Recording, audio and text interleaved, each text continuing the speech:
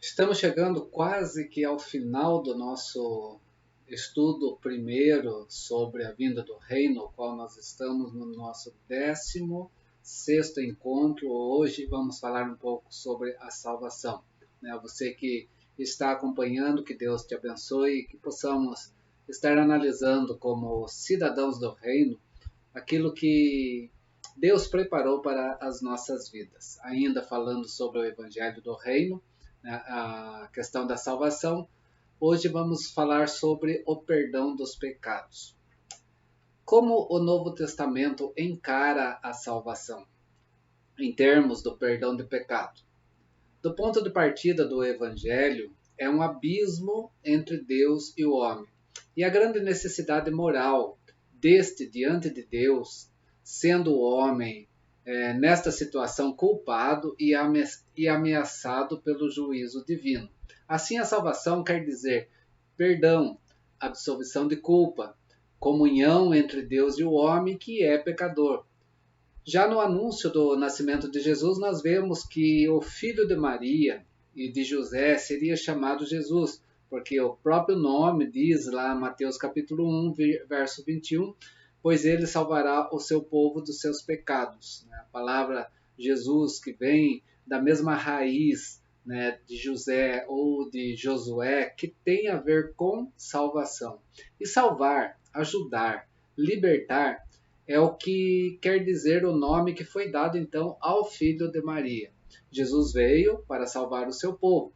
Zacarias cantou sobre essa realidade quando ele soube também da vinda do Messias. João, o batizador, aquele que preparou o caminho de Jesus, ele veio proclamar na sua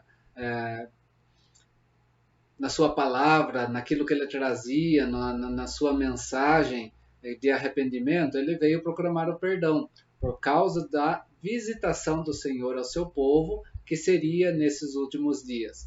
O povo conheceria, ou conhecerá, experimentará o perdão. Assim é o perdão dos pecados, então, que João veio pregar, chamando o povo de Deus ao arrependimento. Principalmente quando falamos povo de Deus, Israel, aquela nação. Aos fariseus e para os saduceus que vão até João para serem batizados, João pergunta para eles, e é interessante essa pergunta que João fala, quem os induziu a fugir da ira vindoura, depois de João os chamarem de raça de víboras?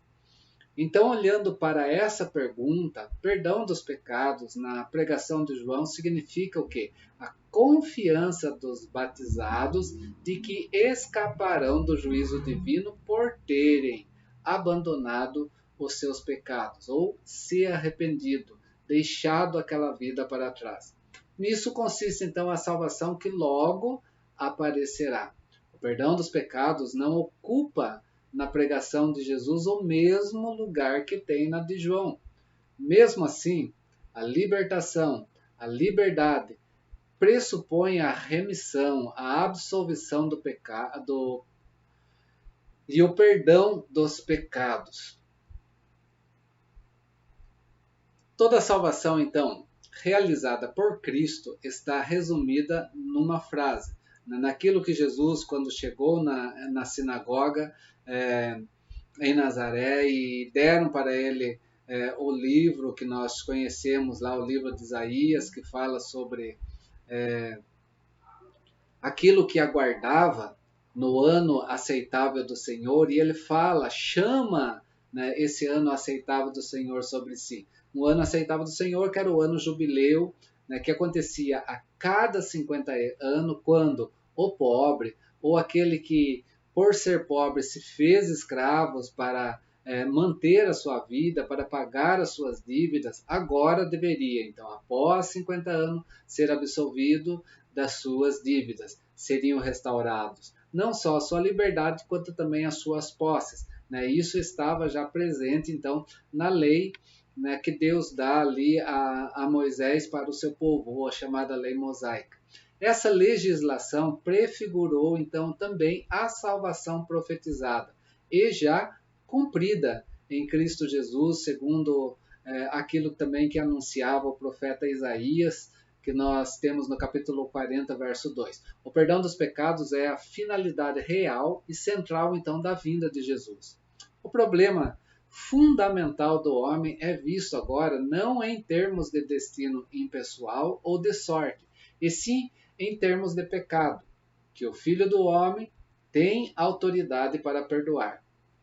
A salvação, então, significa o perdão dos pecados. Mas o que quer dizer perdão dos pecados? Perdão dos pecados quer dizer remoção de culpa, sendo que a situação do homem diante de Deus é semelhante ao devedor diante do credor. Nós vemos isso nos ensinamentos também de Jesus. E o perdão e o pecado, coloca o homem então numa situação de alguém que deve satisfazer, que deve pagar. O pecado precisa de remoção, e remoção dessa culpa que está sobre a vida humana. Essa remoção está presente então de forma jurídica na parábola do fariseu e do publicano em Lucas capítulo 18. Jesus então faz o que? Ele testifica diversas vezes que sua proclamação de seu dom do perdão, ou do seu presente em relação ao perdão, constitui o cumprimento daquela salvação prometida pelos profetas, né? Aquilo que nós vamos entender da graça de Deus que nos foi dada gratuitamente em Cristo Jesus. Assim, então, o Evangelho continua a proclamar, a falar, a mostrar a realidade do Antigo Testamento, que procura salvação na graça do Senhor. E como um pai, a respeito dos seus filhos, usa de misericórdia, e que encara a salvação vindoura também em termos de Deus salvar Israel das suas iniquidades. O Evangelho continua e proclama o Antigo Testamento. Nisto está a novidade do Evangelho. O perdão agora definitivo está presente. Não é questões como o Velho Testamento trabalhava, como sombra de coisas que viria, como aguardo. Ele está presente, está sendo dado agora. Há outro motivo que influi sobre a pregação de Jesus aos ensinos também dos fariseus, que o Evangelho vai contrastar com os ensinos dos escribas, dos doutores da lei, aqueles que ensinavam a palavra de Deus, mais precisamente na ótica do Antigo Testamento. A pretensão messiânica da parte de Jesus de perdoar pecados aqui na terra, como um conteúdo e possibilidade de perdão, é diferente daquilo que os escribas ensinam. Por isso o contraste, porque é um caráter gracioso que não está nos ensinos desses, mas sim está sendo proclamado, ensinado por Jesus Cristo. O motivo oposicionista e de cumprimento da pregação de Jesus, então, provoca uma reação negativa. Reação negativa da parte dos judeus, que vão se opor, porque eles têm aquele ensino que está sendo dado através dos doutores da lei, dos fariseus. Mas encontra sua origem, encontra sua explicação na chamada messiânica também de Jesus como servo do Senhor, aquilo que nós vimos no vídeo anterior. E isso leva em Jesus, leva sobre si o pecado dos seus povos. Esse é o motivo de cumprimento. Os escribas estão ensinando algo de aguardo, e Jesus já está mostrando cumprimento. Então nós temos aí oposição por um lado, mas nós temos aqui uma novidade vinda de outro lado. Esses dois motivos, e temos que ter atenção a isso, é inseparável. Por isso, diante desse homem que é pecador e diante desse homem que precisa do quê? Precisa de arrependimento.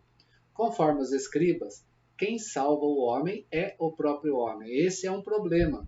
Quando os escribas colocam a questão meritória humana sobre a questão da salvação.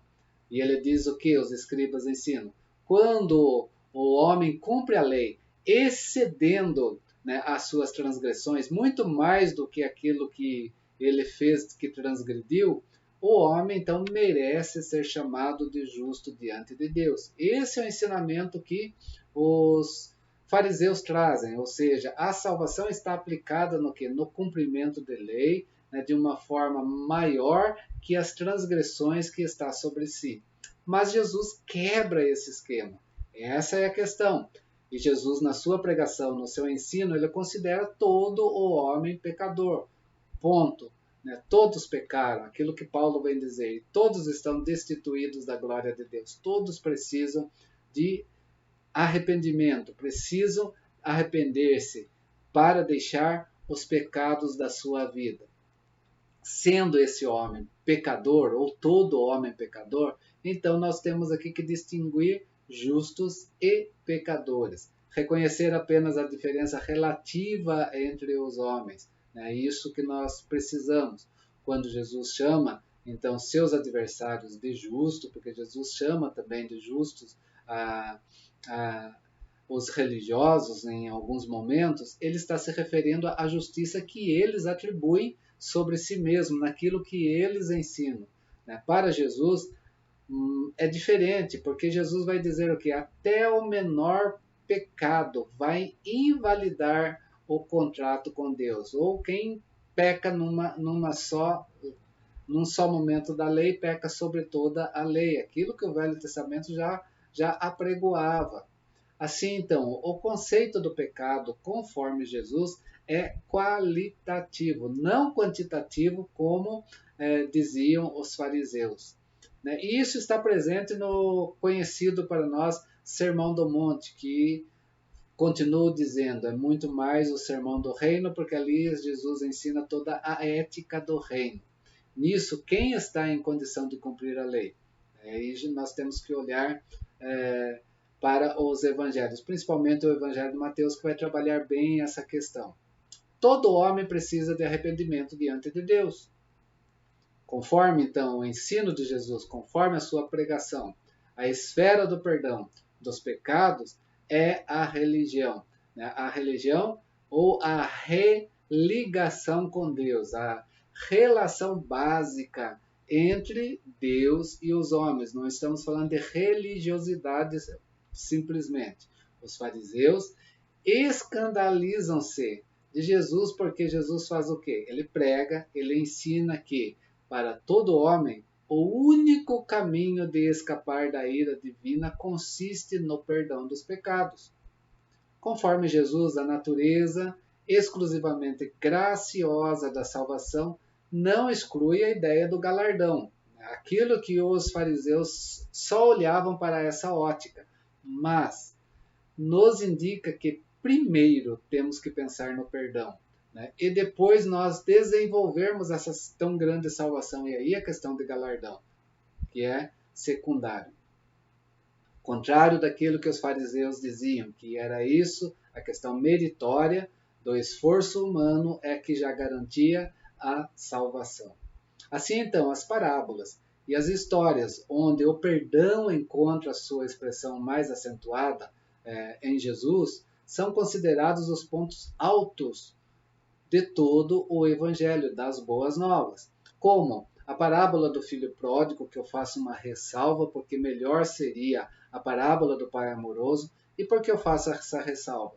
Esses títulos que nós temos nas Escrituras Sagradas são colocados para auxiliar, mas elas não pertencem às Sagradas Escrituras. Esses títulos é dado pela Sociedade Bíblica do Brasil, né, para ajudar a entender. Essa parábola do filho pródigo, quem está em ênfase não é os filhos, quem está em ênfase é o amor gracioso do pai. E o pai ali representa o próprio Deus, né, diante daquele que está distante, diante daquele que está próximo, mas que não está em sintonia com Deus.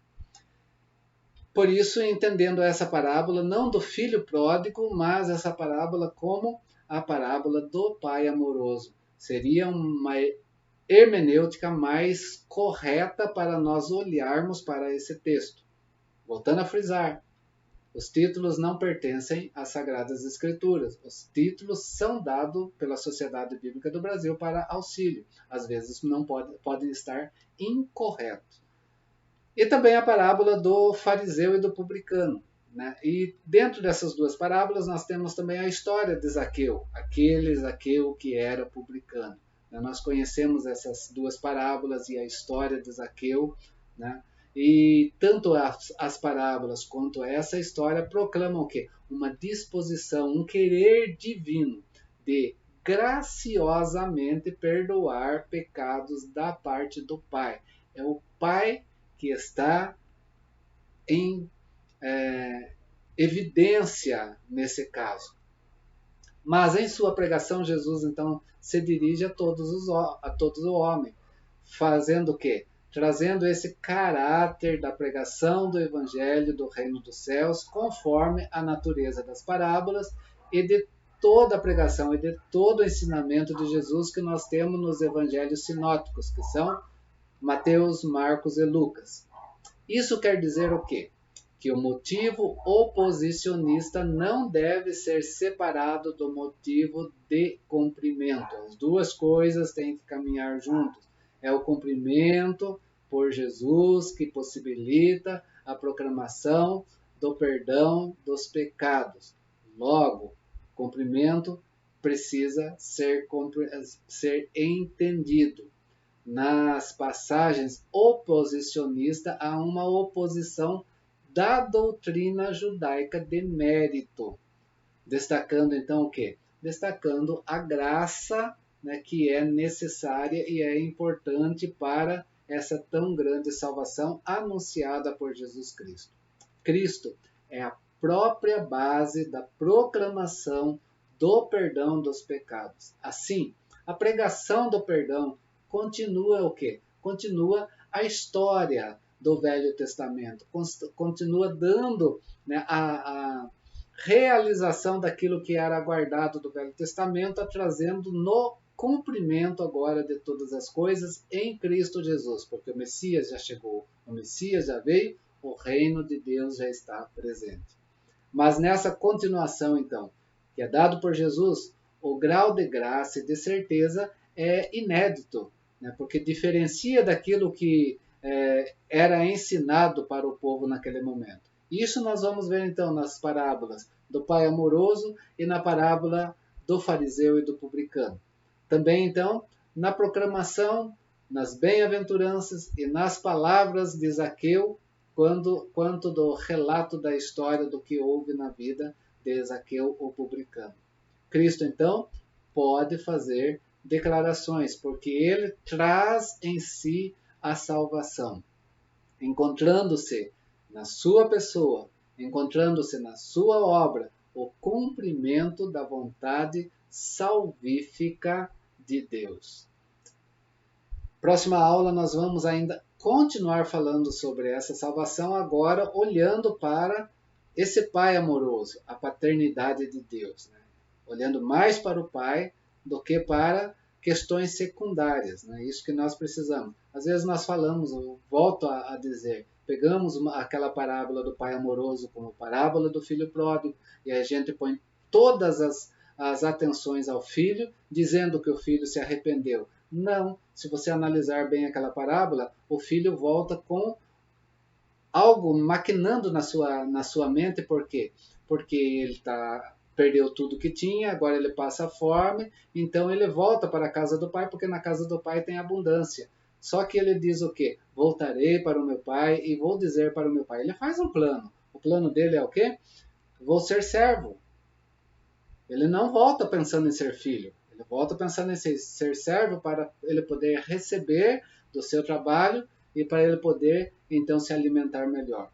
Quando ele retorna, ele começa a falar, né, sobre isso. Pai, pequei contra os céus, pequei contra ti, né? Não sou digno de ser chamado seu filho. Ele vai colocar o seu plano, né, em ação e ele vai falar o quê?